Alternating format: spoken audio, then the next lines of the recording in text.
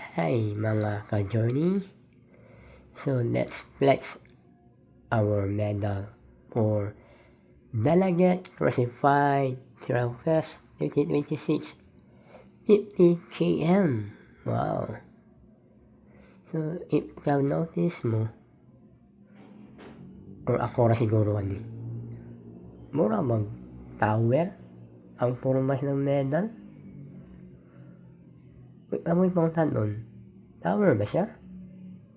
Or basig nga hallucinate pa gihapon ko kay grabe yun ang ruta nga mga ka-journey. Hadaga yung tower, maglapas nitong napo. Kaingon yung ko kadus up naman to ni mahumay ng tower nila oy. Nya open trail pa yun to. Nya mag-agi dito ko dito mga tower nga everything init na yun.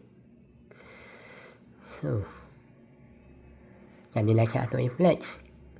Kaya wala man ko ka-video and ka-picture bisag usa lang sa ruta. Kaya grabe, lisod yun kayo siya guys. I mean, mas lisod yun siya kay of course wala ko ga-training. Yeah.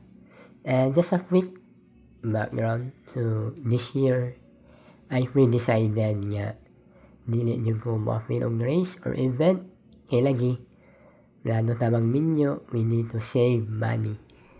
But suddenly, someone or a good Samaritan, a friend of mine, nga akong na-meet during sa P1 and H50 months, last meet me lang ang mga dagan. And he remembered me and